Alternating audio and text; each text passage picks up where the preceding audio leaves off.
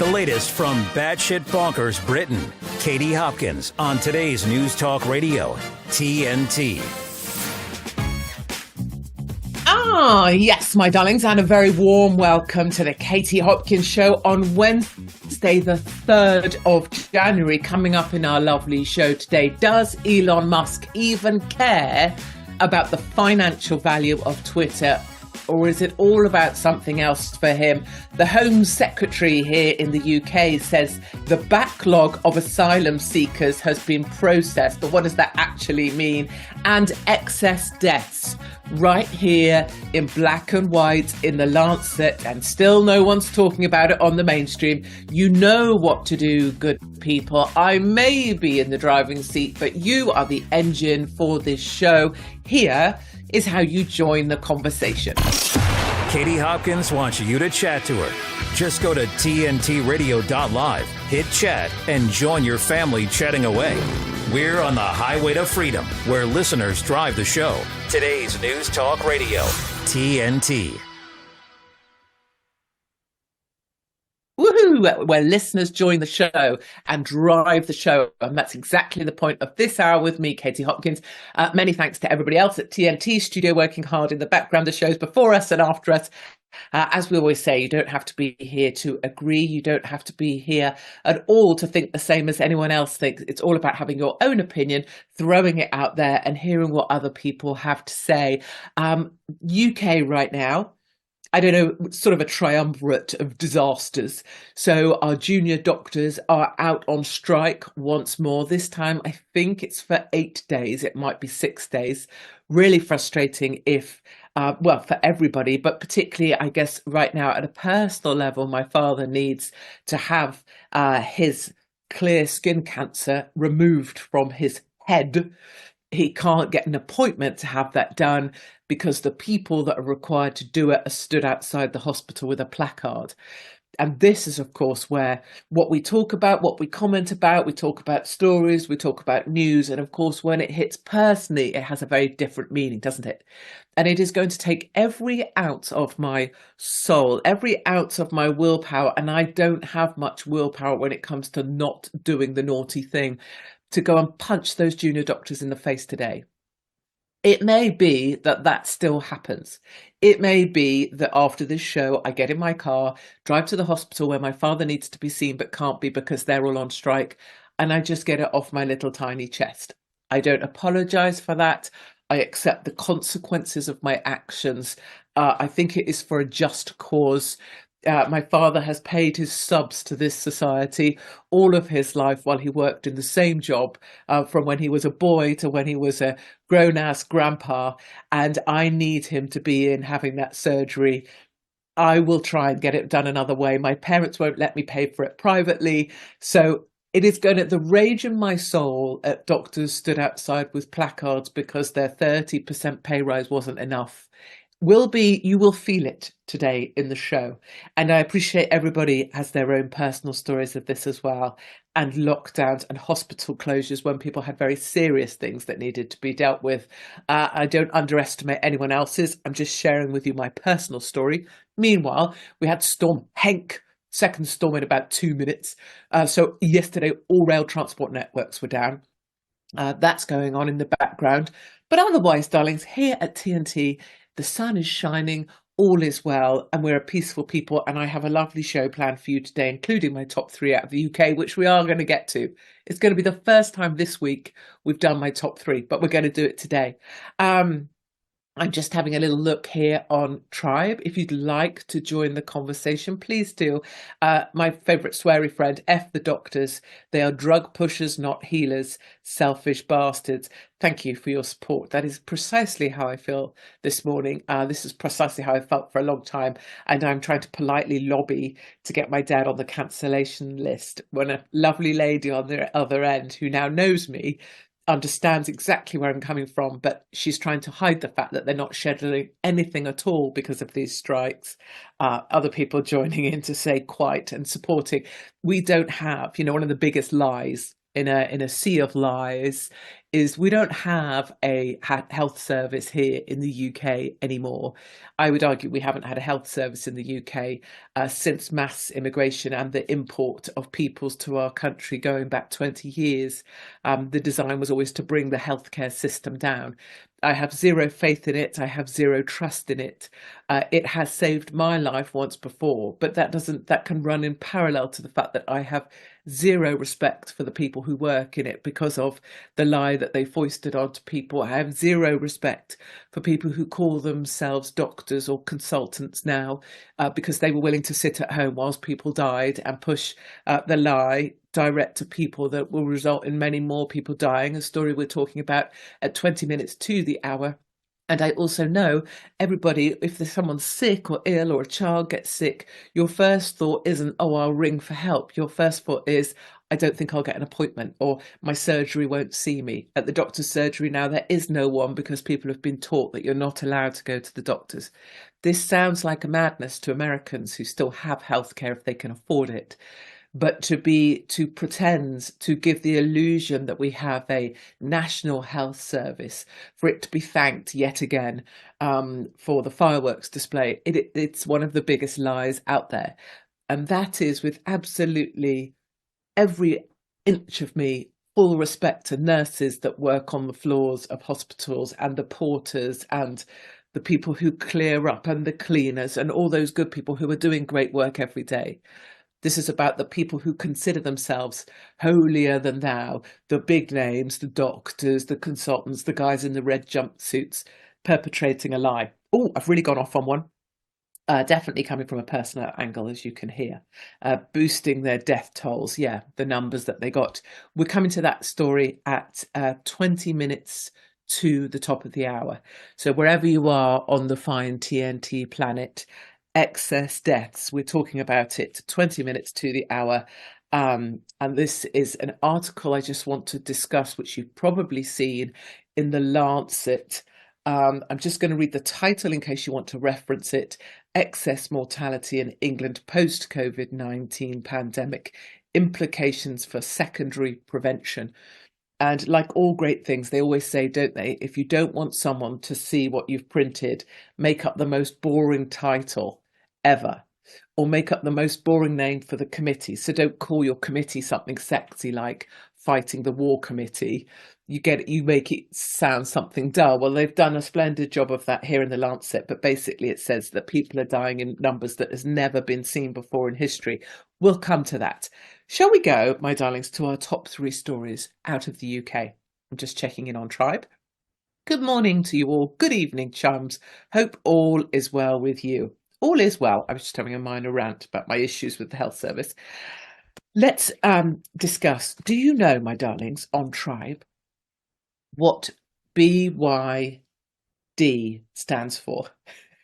Now, I've been struggling with this because the only thing that I hear when I hear BYD is I just hear BYO. If I hear BYO, I think Australia, I think barbecues, I think bring your own, or dodgy Chinese restaurants that allow you to bring your own. And I love me a BYO. Anyway, BYD is actually the story. Do we know what BYD is? She checks on Tribe just to check. See if you're with me. What is BYD?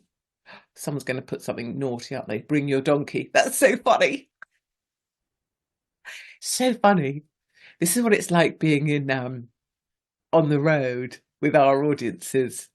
As soon as I have a funny in me, like I have a giggle in me, BYD, and I'm like, someone out there is going to come up with something better for it. Bring your donkey. Oh, that sounds like Afrikaans, isn't it? Buy a donkey is that's buy a donkey is thank you, isn't it, in Afrikaans? Bring your donkey, be your drip, bring your drink.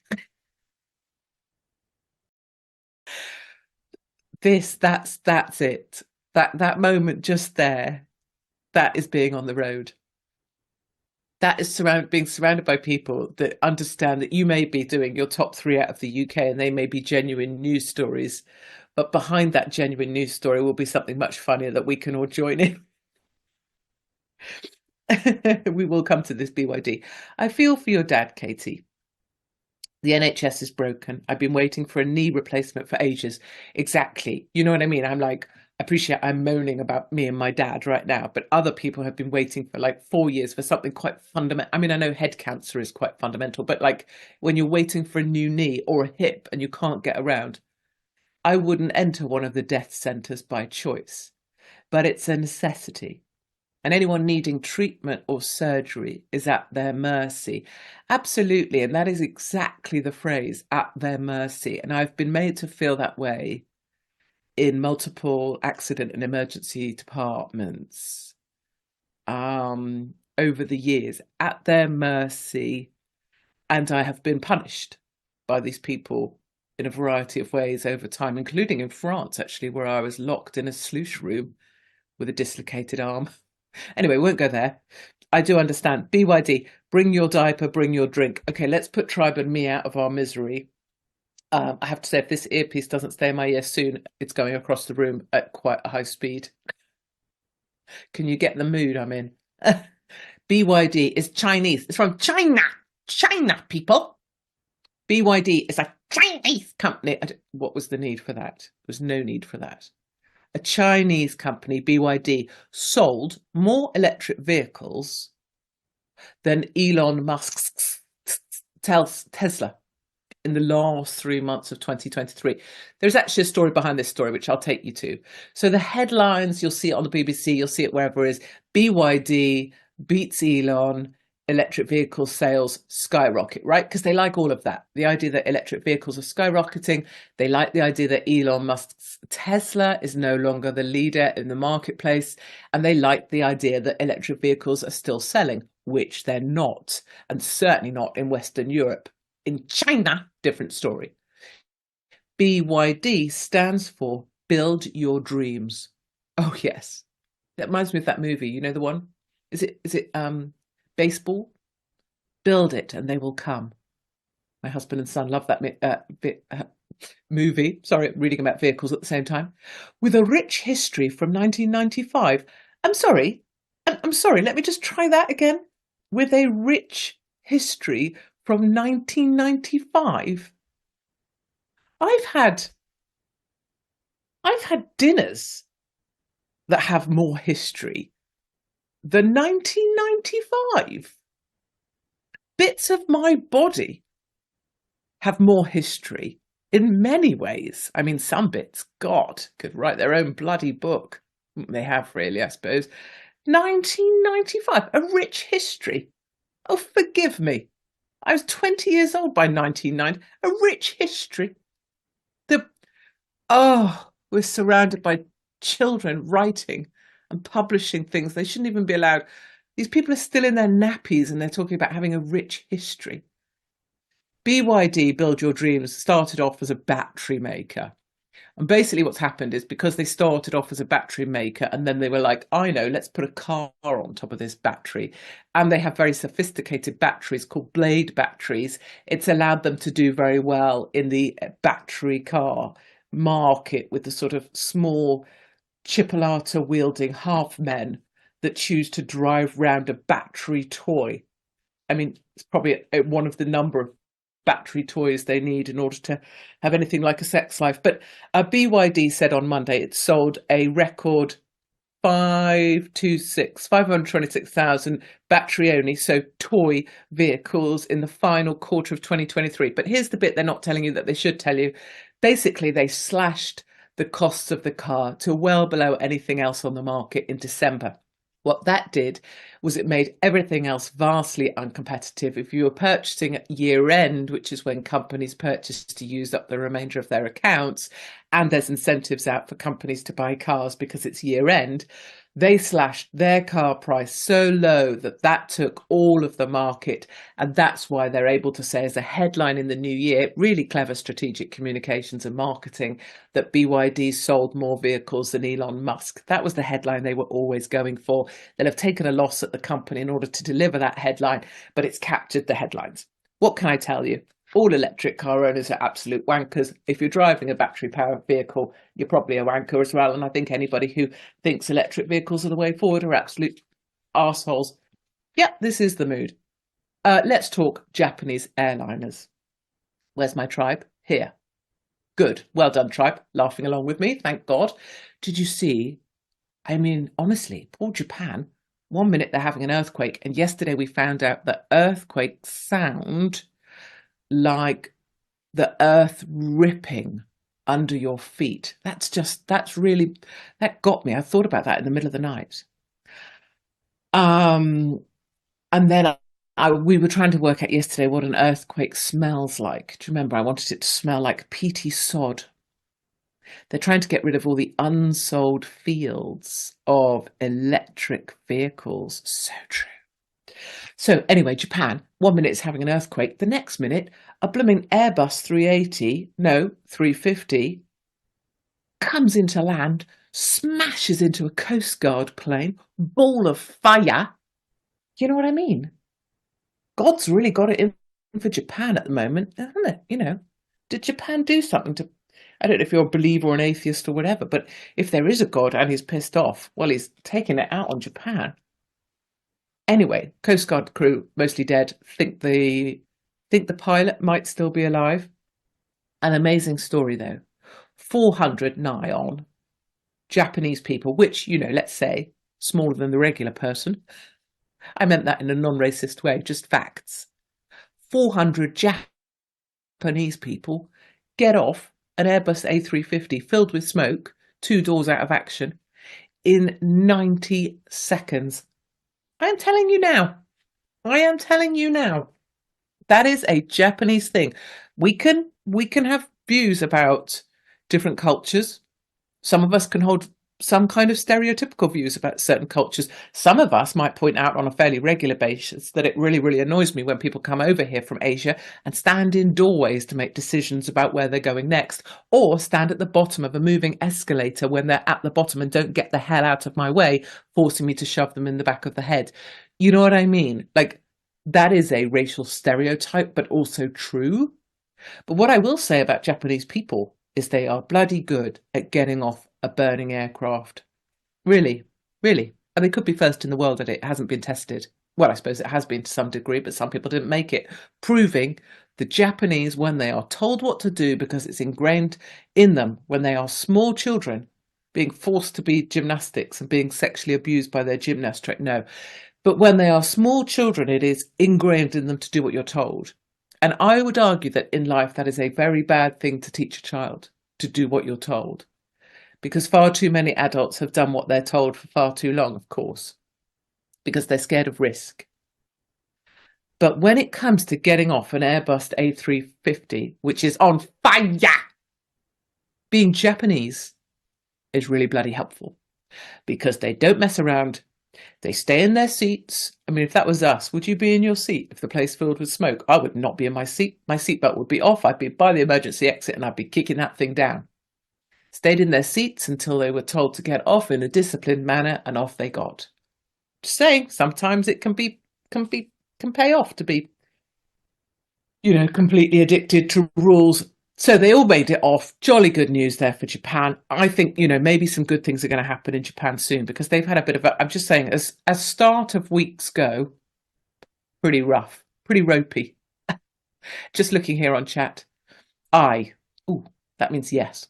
It sounded like the earth being ripped apart. And it smells like fear. When people can write, a lovely thing. It's a lovely thing. I love it. Katie. Oh, kids. I thought it was... Yes, anyway, just read my own name to it. Kids are trained every term to be ready for the big earthquake. Someone here talking about them getting off the plane. They got out quick because they're all thin. Well, I agree. They're all thin. They're all Japanese. And they're all tinky tiny. I don't just mean thin. You know, they're like 4 foot. So what?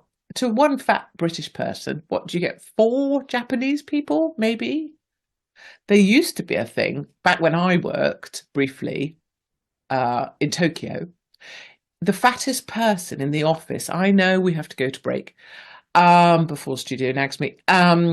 The fattest person in the office there was a pig on a string. This is a true story. This isn't a Hopkins special. A pig on a string. And the fattest person in the office, each lunch hour, had to walk the pig on the string around the office as a ritual humiliation because their employers didn't want fat people working for them. And to keep the office workers in shape, they used the tool of humiliation, and no one wanted to be the office worker that A, missed his lunch break, and B, had to walk the pig around the block on a string. You can look that up. Perfectly true story. I used to write about it. I love it. The Western diet took over some 20 years back. They're starting to get bigger. Oh, I see. In Japan. Yeah, definitely no sumos on that plane. No, I know. Or no Deborahs. Chumbawamba Deborah, who's immunocompromised. Do you remember them? Immunocompromised, 45 ton of her, Chumbawamba, wearing a face mask, because of course that's what's going. She's now worried about her health. That was so great, wasn't it? Fatties in the time of COVID. Suddenly paranoid about their health, despite eating themselves to an early heart attack and morbid obesity. Suddenly health gurus telling me what to do. Right, you know what we're going to do, just to please studio. We've got a lot to talk about in this show. I want to talk about the Lancet. That's key, and I'm sticking to that no matter what, and that's happening at 20 minutes to the hour. When we come back, I want to ask you, please go to Tribe and tell me, does Elon Musk care about the financial valuation of Twitter? Did he write off 44 billion when he bought Twitter because he wanted it to be his toy? Or tell me your views. Tell me what's going on there. And then we also have James Cleverly here in the UK saying that the immigration backlog has been cleared. Whether we get to that or not is anyone's guess right now. But for right this moment, you know what we're going to do? You're going to tell me about Elon Musk on Tribe. We're going to go to a short commercial break. You guys aren't going to go anywhere. Otherwise, you know how this works, right? I hunt you down, I break your legs. We understand that. Just before I go to the local hospital and do the same to the striking doctors and consultants stood outside. We'll be right back after this short commercial break. My name, don't you forget it, is Katie Hopkins. And this, my darlings, is TNT Radio. Stay with Katie Hopkins when you have something to say. Today's News Talk Radio, TNT. Yes, exactly. Do stay with me if you have something to say. Do go and join the chitty chatters on Tribe. So TNT Radio .live. Join the chat, join the conversation. My question to you is, does Elon Musk care about the value of Twitter? So what was it when he bought it? 44 point what billion? 44.5 billion. An investor in Twitter has written down the value of its stake by $2.85 billion, that is, which is 2.2 billion pounds. And this comes off the back of probably one of the hottest things I've watched in a very long time, which is Elon Musk on a stage telling advertisers to go F yourself, which is absolutely was a perfect moment in time. Fidelity, which helped Mr. Musk buy the company for 44 billion in 2022, now believes the company is worth 71.5% less than at the time of purchase. The US investment giant had already slashed the value of its investment by 65% at the end of October, but deepened the discount in November. It came at the same month that Twitter's billionaire owner launched a tirade against advertisers. It was the greatest. Speaking at a New York Times conference, Mr. Musk claimed a boycott by advertisers was going to kill the company, adding, if someone's going to try and blackmail me with advertising or blackmail me with money, go F yourselves. Fidelity's valuation cut gives the company a notional value of just 12.5 billion and suggests Twitter has lost 2.85 billion worth in the eyes of Fidelity in just 4 weeks. So my question is, does it matter to Elon that the company is now allegedly, or according to the markets, worth 12.5 billion? off of a 44 billion starting price. Does it matter? Does it matter to Elon? Do you think he cares? Do you think he means it when he says go F yourself? Do you think he's beyond it? And do you think he's prepared to write off the whole amount? You know, has he just decided this is my toy, I'm playing with it, I'll do what the hell I want? I don't think he's looking at the markets. I don't think they care at all. I don't think he cares at all. Trying to make the deal work, Mr. Musk has been trying to add subscription revenue and reassure advertisers about the platform's future. So I don't think he cares. Twitter was losing money, so true this point, it's very rarely made, before Mr. Musk brought the company, and the deal added a debt burden that requires fresh sources of cash, and he'll go to any lengths undoubtedly to get them. So interesting that about how Twitter was always a loss maker, but no one talked about it then when it was doing their bidding. Now it's not doing their bidding. The slating of Elon and the loss of money in Twitter is headline news. I want to play you this clip next. This is Sam Harris. I don't know if you know about Sam Harris, but he's perceived as, you know, an intellectual, a super authority on things in the States. And I believe this is him in conversation with Jordan Peterson, both of them dressed up to look like very serious individuals, holding pens and bits of paper, all of the kind of uniform of people being jolly serious about something. And so this is them having a conversation. This is Sam Harris, who was a good acquaintance of Elon Musk's, now absolutely slating him. And there's one particular expression I want you to listen for. And it is, hold on, I wrote it, circles that count. So take a listen to an old friend of Elon's when Twitter used to be the preserve of the left and had banned everybody in conservative circles. Take a listen to him and take a listen to when he uses, this is Sam Harris with Jordan Peterson, I believe, when he uses the expression, at least in circles that count. Okay, take a little listen to this. I mean, look at what Twitter has done to Elon's life, right? It's just, you know, Elon used to be a friend. You know, he's somebody I knew reasonably well. You know, his engagement with Twitter has been catastrophic for him as a person, from my point of view. I mean, it's clearly a compulsion. I mean, he was so addicted to it that he felt he needed to buy the platform. But it is you know, his use of it has been so irresponsible and produced such, I mean, forget about the harm he's produced in other people's lives. And nothing I'm saying now it relates to changes he's made to the platform. I mean, that's a separate thing that we can talk about. You know, I've always been agnostic as to whether or not he could actually improve Twitter as a platform, and he may yet wind up doing that. But I'm just talking about the way he has personally used it as a user of the platform, and the way he's interacted with people and signal boosted massively the profiles of anonymous QAnon lunatic trolls, right? I mean, he's been completely cavalier in who he interacts with, all the while knowing that anyone he boosts suddenly gets, you know, 1 million followers and has a platform that they otherwise couldn't imagine having. So I look at him and I think, all right, if someone of his talent, who has so many other good things to do with his 24 hours in any given day, is this derailed by this platform? You know, is using it this compulsively to the obvious degradation of his reputation in most circles that count? To the obvious degradation of his reputation in circles that count.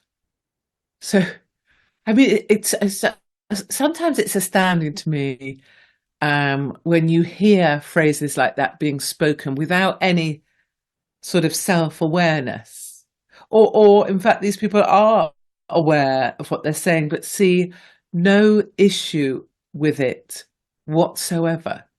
To say the degradation of his reputation, fine, in circles that count. Which, of course, it's not even that it infers that there's circles that don't count.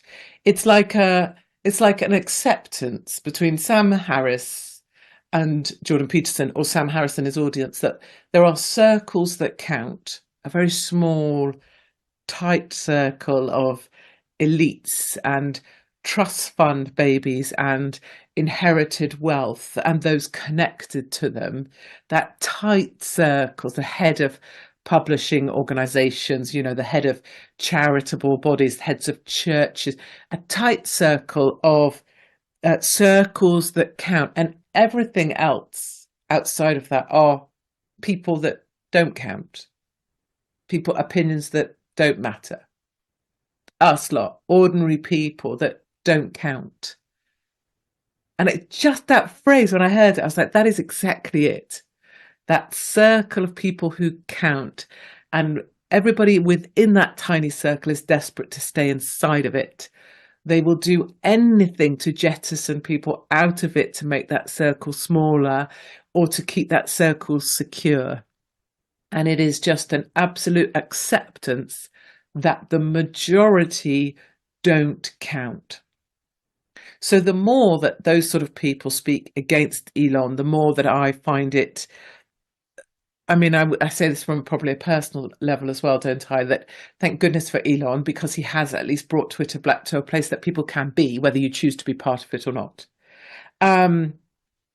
No bitterness there. Sounded like a whole load of sour grapes to me. Yeah, absolutely. Now, some people are struggling out there to get onto the chat. So that's frustrating, I'm sure. And that's struggling through the app to get onto the chat. All they can do is get to view. So I'm just going to try and help work this out with you. I don't know the solutions, but I'm going to find them. Someone's saying, if you type on your phone, TNT Radio, so I'm guessing you do that into like DuckDuckGo or whatever your search engine is, you do TNT Radio, and then you can get on the chat with the big red button. So that was a suggestion. I've been using their app, which I thought would work. I can get to the chat, but it's on view only mode continually, and I can't find out how to turn that off. Okay, so some other people saying, I don't even know what view only is. So I think the question Lisa has, which Studio might be able to help with, so that's why I'm throwing it up here, or other Tribesters might be able to help with, is what is this view only thing she's seeing and how do we turn that off? Okay, that's the question on Tribe. So that's Elon Musk fighting the good fight. That guy that you just heard there was Sam Harris. And he's highly regarded as an intellectual by the boys that own the networks over in America. And I cannot stand him. And what we're going to do, my darlings, is we're going to throw James Cleverly and the immigration backlog out of the window. I will just say it is all a sleight of hand. You know how we discuss this often. Well, what they did is they did a bit of rebranding. So they went, so yesterday, James Cleverly, the Home Secretary, said, all of the immigration backlog has been cleared. And we all went, wait a minute. If you're like me, you went, wait a minute. Does that mean they're here and they're staying? Which, of course, we know probably bloody well does. Where's the deportations? Where's the people leaving? I don't care if the backlog's been cleared. I don't want them in this country. That's my response. But it turns out, if you drill down and read behind that, what they did is they did a rebranding. So they called all cases before June 2022 the backlog. So they cleared everything prior to 2022, apart from 4,500 cases, whatever. Then they rebranded all immigration claims after June 2022. They gave them a new name. So they are calling all of the thousands and hundreds of thousands of people who arrived since June 2022. Remember, June is one of the peak months for people arriving. Since they rebranded that to, let me get the wording, flow backlog. So on one day, they took maybe, let's call it 1 million names, let's just say. And what they did is they rebranded everything from a certain arbitrary line that they drew. They called what is the whole backlog. They just basically called 2/3 of it something else. So then they were able to come out and say, we've cleared the backlog, because they just rebranded the backlog to 1/3 of the backlog. is anyone in any way following what I'm saying, or is it just me? I think what you might reassure yourself with is, I know that I understand what I'm saying. I know that it's a Tory sleight of hand. The backlog more or less remains as it was. They just took a small bit of it and said they'd cleared that. But frankly, I would say, I assert strongly and personally, I don't give a single rat's arse how long the immigration backlog is. I just don't want them here in my country. I want them out of here. And the fact that no one is talking about the invisible people arriving in their thousands into this country every single day with no paperwork whatsoever, not even applying for asylum places, that's the truth of this story, and everything else is a diversion. Right, what I want to do, we're going to a short commercial break. When we come back, we are talking excess deaths. I have what I consider to be the article, The Lancet, the medical journal, The Lancet, written by a guy who is paid by Pfizer, and yet it states stuff that is impossible to ignore. In The Lancet, written by a guy who also receives money from Pfizer, and yet the details in it are still shocking, which can only go to tell you that if you read a version of this that wasn't written by someone paid for by Pfizer and wasn't in The Lancet, what darkness are you going to uncover? So when we come back after this short commercial break, my darlings, yes, someone's saying creative accounting. That's exactly it. Exactly it. If I have a list of 10 people, what I do, and that's the backlog, I call 2 of them the backlog, and I call 8 of them the flow backlog. It allows me to go to the press and say I cleared the backlog, because I rebranded the backlog to 2 people. 8 of them are still stood there. That's a much better way of putting that. A creative accounting, exactly. When we come back after this commercial break, excess deaths. And I want to take you through 1, 2, I'm just going to see 4, 5, 6, 7, 8 information points in The Lancet. Forgive me, it's 7 information points in The Lancet. And we're going to go through those together. Okay, go nowhere, good people. Apart from for a wee or a cup of tea or a cup of coffee, definitely with sugar in, because studio is still off coffee and sugar. And I'm trying to persuade them just to get back on it, because life is too short to give stuff up, right? So we'll be right back after this. My name, my darlings, is Katie Hopkins, and this is TNT Radio. You're with Katie Hopkins on today's News Talk Radio, TNT. We are back, my darlings, and we are talking excess deaths. But first, I just want to check that we're all able to get onto chat. So what I did in that commercial break, because I am, resourceful as ever. So you go to a little search engine, whatever that is. Let's call it DuckDuckDo. No, let's not call it DuckDuckDo. DuckDuckGo. And then if you type in TNT Radio, that's all I put in, just for the trying to make it as simple as possible. And then the TNT Radio page comes up. If you click on my right nostril, it doesn't have to be my right nostril, I'm just being comedic for effect. Click on my fat face. Click. I'm not Jewish. People think I am for obvious reasons. I don't know why I say that. Just throwing it out there as another comedic element. Click on my fat face. And then down, if this is on your phone, you'll see a little sort of red, what would that be called? A circle with numbers, and it sort of moves around. If you click on that, my darlings, is the entranceway to the world of chat. That is the opening to a world of conversation. That is the uterus, so to speak, to the body of chat. Should I stop now? Studio like that. Gag. So do let me know if that was successful. Or if you're still struggling, then for God's sake, we need someone to help you. Now, let's have a moment of seriousness. The Lancet, most respected, most prestigious. I mean, you can argue about that till you want, but excess mortality in England post-COVID-19 pandemic, implications for secondary prevention. So a dull title so that it gets hidden 1,000 miles down. The really important things here. Number one, it was published on the 1st of December 2023. Got it? So this is super fresh. In the world of medical journals and publications, this is hotter than hot off the press. Okay. Number two, I'm going to take you through 6 things. The first paragraph of this is basically saying several methods all come up with the same kind of numbers. So it takes you through the Office of National Statistics, the continuous mortality investigation. It basically says lots of people are counting this. However you count it, something is up. So the ONS, 7.2 or 44,000 more deaths than we should be seeing. Excess deaths. This persisted into 2023 with 28,000 more deaths. Just England, guys. Just England.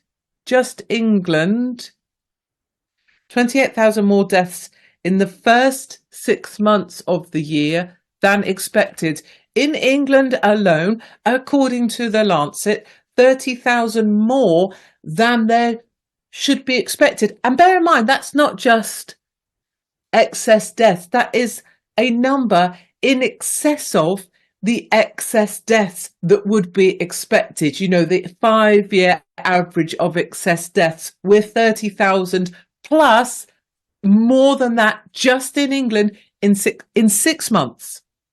Okay, I'm trying to stay calm, but it's the calmness with which this is written. It is causing me, when you drill, to just go, whew. Okay, para 2, here we go. The causes of these excess deaths, yada, yada, blah, are likely to be multiple. And then you get some of the waffle. So you get acute pressures on services, disruption to chronic disease detection.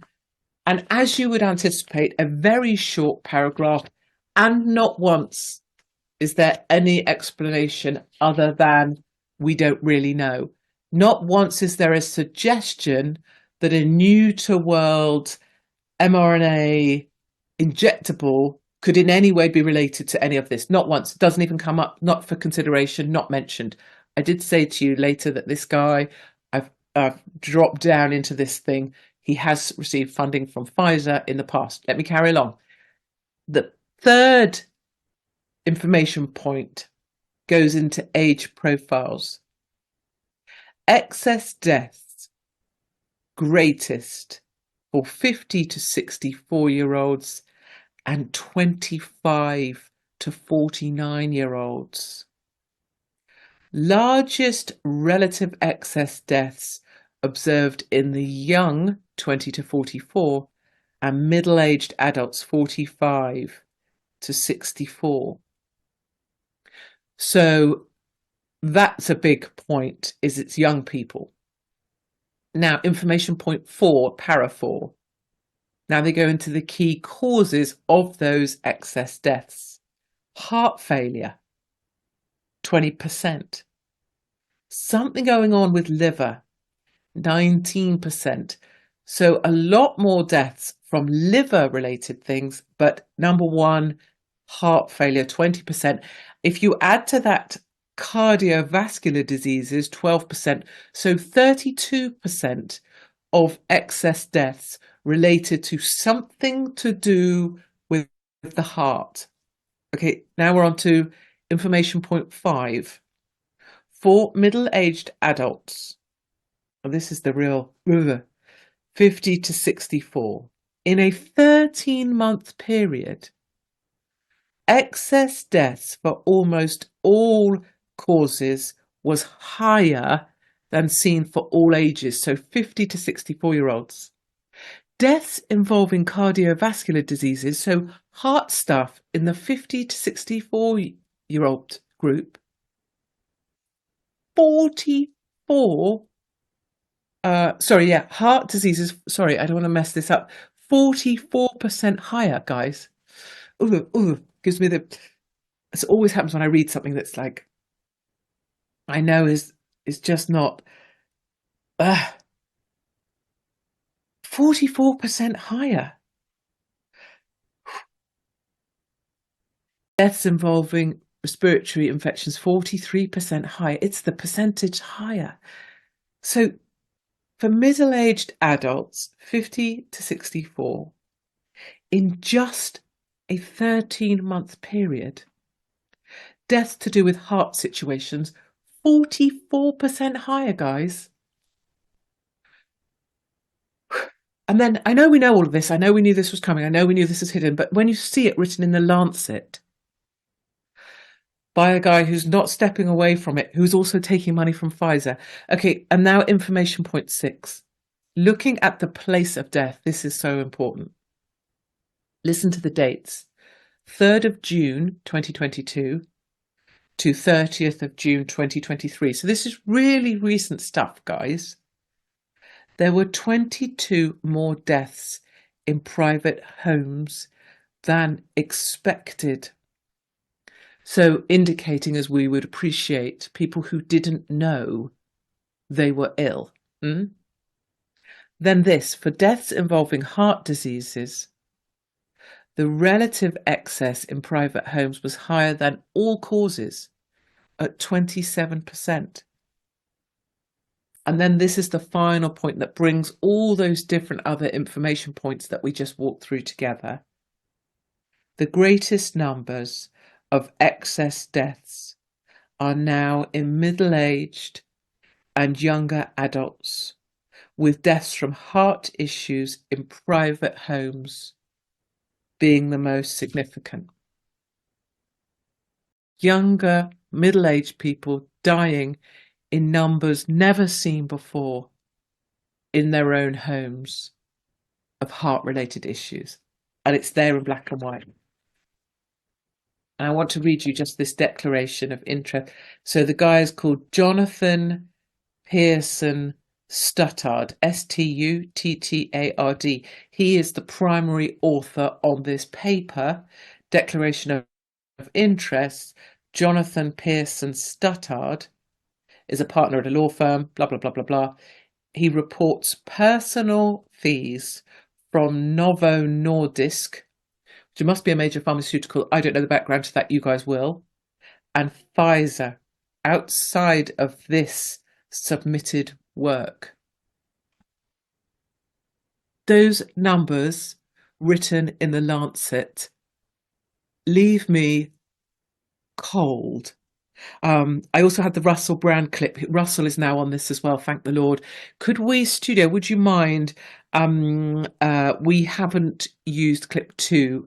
No one minds me chatting with studio in this way, I know, because we work together as a team to get you this information. So studio, it's actually clip 3 I want us to play, which is a small section of Russell. He's clearly on these figures that they've now been recorded and documented.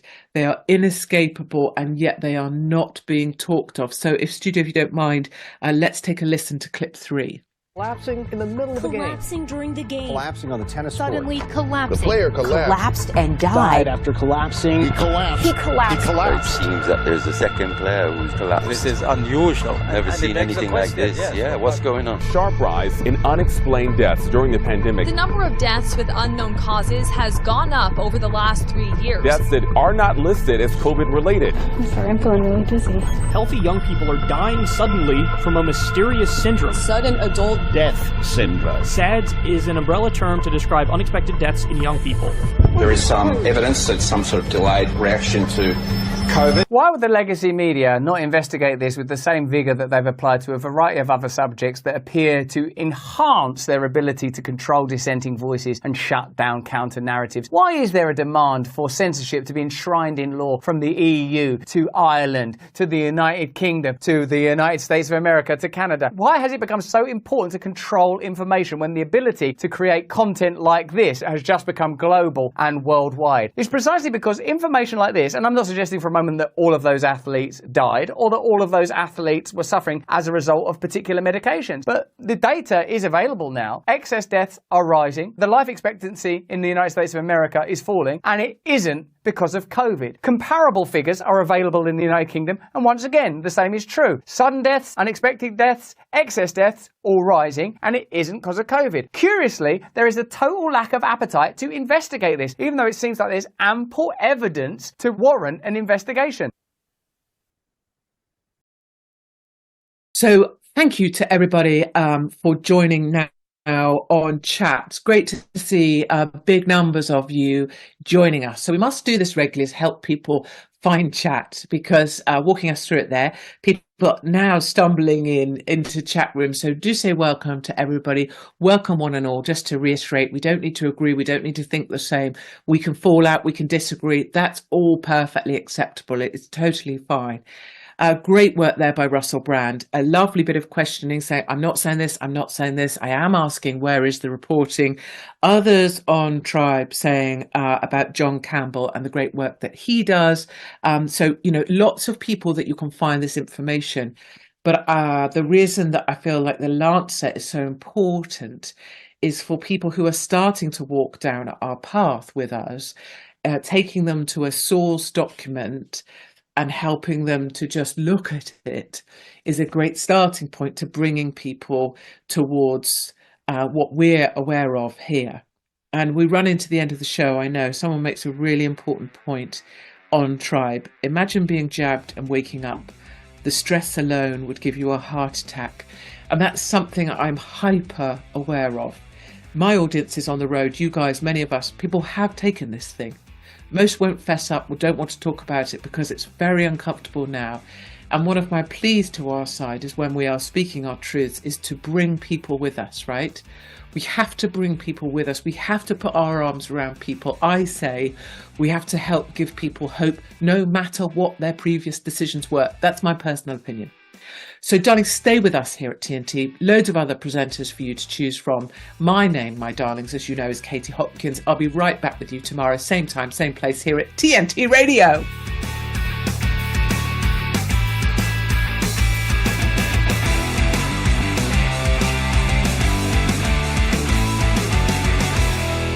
To hear a replay of this hour, go to episodes at tntradio.live.